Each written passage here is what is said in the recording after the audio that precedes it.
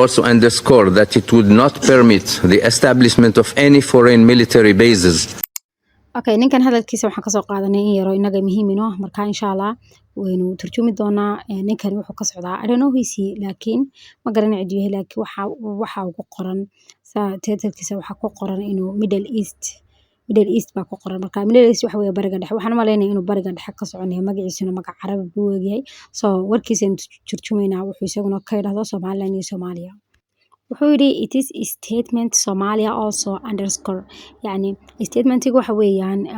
bayaanka ama warka ama qoraalka la soo gudbiyo so warkan ay Soomaaliya also sidoo kale underscore ay hoosta ka xariiqda underscore waxa weeye hoosta ka xariiq waxay la macno tahay oo kale underline underscore waa hoosta ka xariiq waxay la macno tahay underline okay أنا هالمرة اسكو ودا آخرنا it is a statement Somalia also underscore يعني بيانكا Somalia waxay hoosta ka xariiqday ama waxay xoog saartay daawino permit inaanay ogolaan doonin permit wax weeyaan ogolaansho sidoo kale waxa la macnaa allow inaanay ogolaan doonin the establishment of any foreign military bases wuxuu ka wadaa yani waxaanay ogolaan doonin in la sameeyo saligyo shisheeye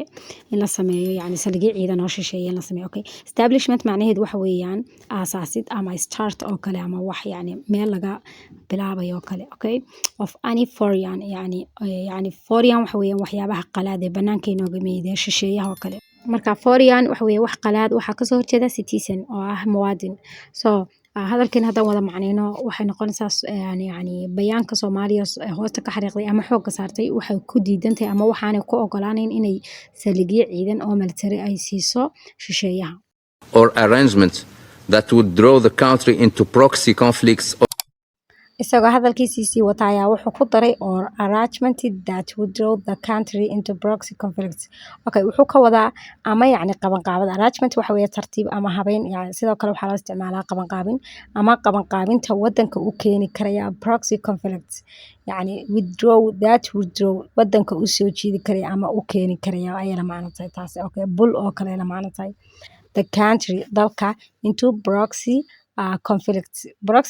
waxaa loo yaqaanaa xurubul wakaala ama waxaa loo yaqaanaa isku dhacyada yani wakiilka yani laga yahay yani banaanka dagaalka laga soo abaabulaya sida yani dalkaaga oo kale in dawladaha shisheeye dagaal ka dhex sameeyaan oo ka abaabulaan sidii Suudaan oo kale maalintii dhawadan arkaynay marka proxy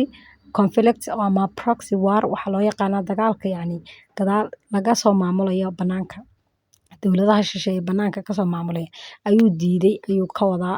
dawladda federaalka Soomaaliya ayaa diiday iga raalaada asxaabta hadii sharaxaygu dheeraaday tani maaha English caadi wax weeyaan English iyo siyaasad isdhex gashay soo waxa loo baahan yahay insha Allah in sharax badan laga bixiyo regional and international hostilities into this region sidoo kale hadalkiisii wuxuu ku daray or import regional and international hostilities into this region yani wuxuu ka wadaa sidoo kale wuxuu diiday in yani heer gobol iyo heer caalamiba ay dagaalo ama colaado soo galaan wadankan ama gobolkan okay hostilities waxa weeyaan waa colaado waxa weeyaan waa dagaal hostilities The federal government of Somalia warned that actions of this nature seriously undermined regional peace and stability.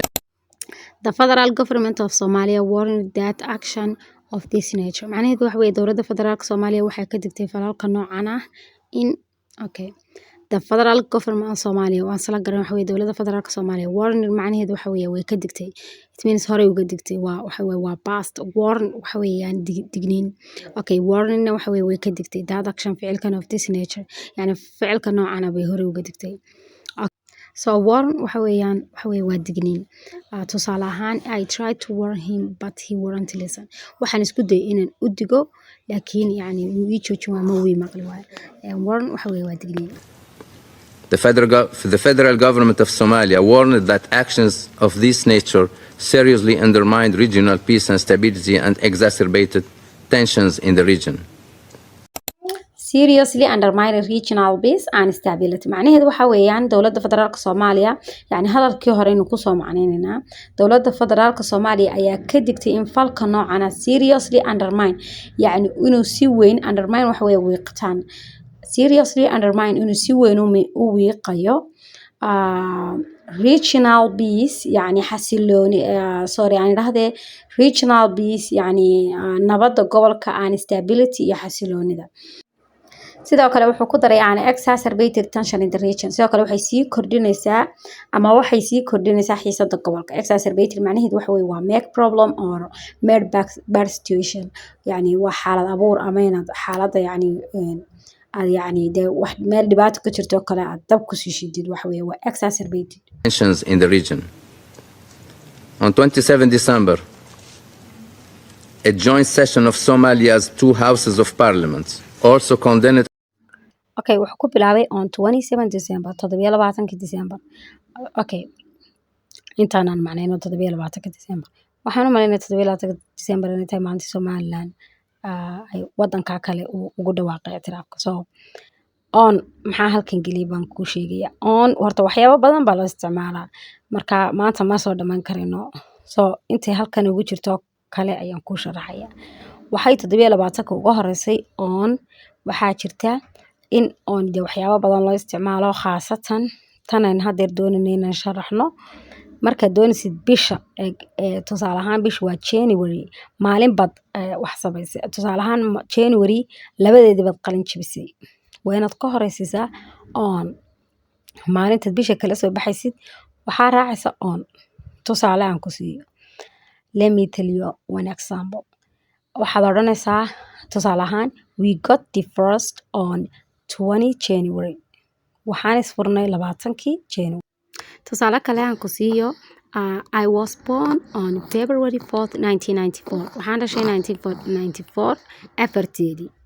waxaan kugu yiri markaad doonaysid inaad bisha maalinta ka sheegtid aad wax samaysay ama maalinta yani ay wax dhaceen waa inaad isticmaashid on okay sidoo kale way ku kala duwan yihiin British accent iyo American accent-ku American accent waxay sameynayaan waxay oranayaan on February 4th waxay soo horeysinayaan bisha British accent-kuna waxay sameynayaan on 4th February ma fahanteen maalintii soo horeysinayaan kadibna bisha on 27 December 27 December a joint session of Somalia's two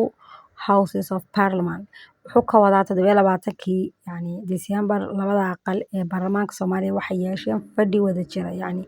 kalfadhi bay sameeyeen Houses of Parliament also condemned and rejected what it termed the unlawful recognition of Somaliland by Israel.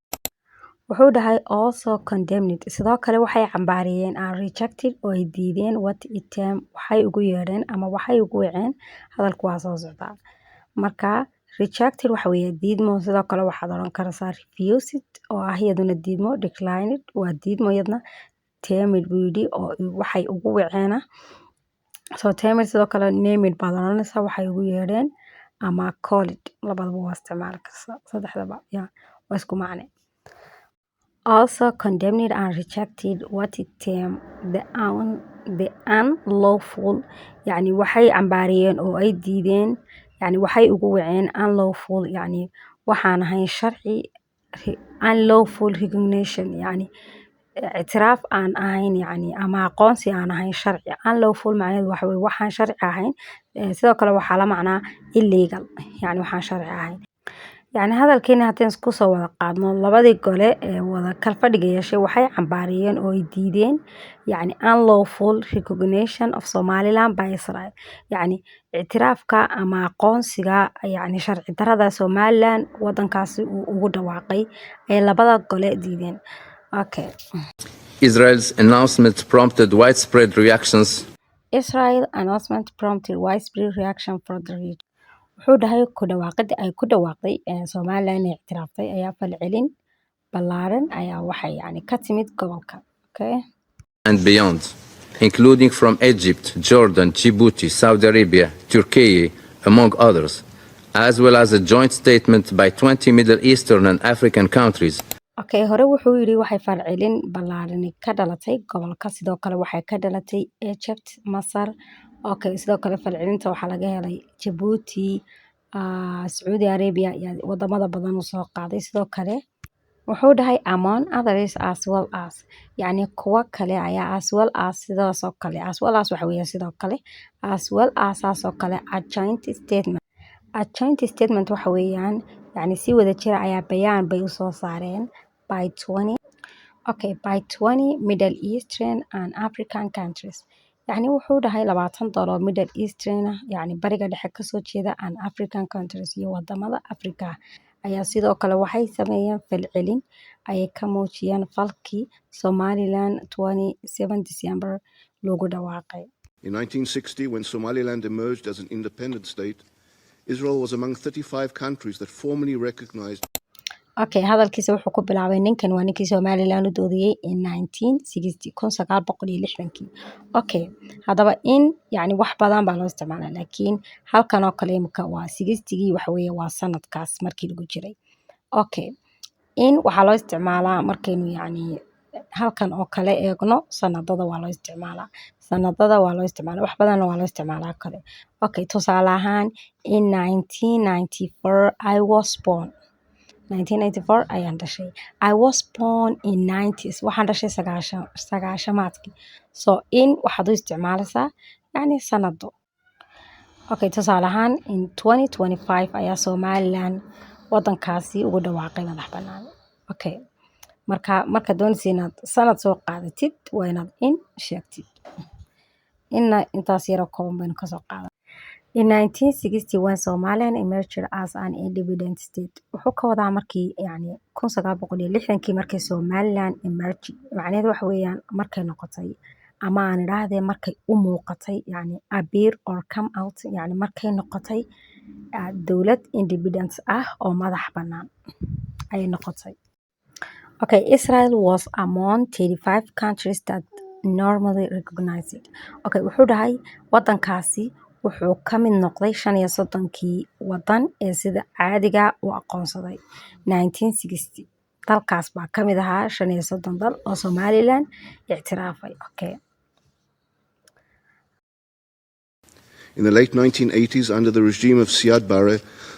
Somaliland's civilian population was subjected to mass atrocities. Wuxuu dhahay in the late 1980s macnaheedu waxa weyn haddaad aragtid in the late waxaa laga wadaa dabayaaqadii. Tusaale ahaan dabayaaqadii 2025 in the late 2025 ay taas badanaysa. In the late haddaad aragtid waxa weeye waa dabayaaqadii ama dhamaadkii sanadka hebel. Okay, in the late 1980s wuxuu dhahay dabayaaqadii 80maadkii ama 1980kii under the Siad Barre yani dowladii Siad Barre laga wada yani under waxa weeye yani wixii uu maamulayay xukumayay. Okay, Somaliland civilian population was subjected to mass atrocities. Yani wuxuu ka wadaa dabayaaqadii 80maadkii yani shacab ama dad reer Somaliland ayaa waxaa loo geystay xadgudubyo ama xasuuq. Atrocities waxa weeyaan xadgudubyada ama xasuuqa ama gabadfalada waxyaabahaas oo dhan. Okay, intaasaan asxaabay ku jajinina adeed mahadsantiin. Don't forget to like. Laagtahay naga ilaawina. Assalaamu calaykum.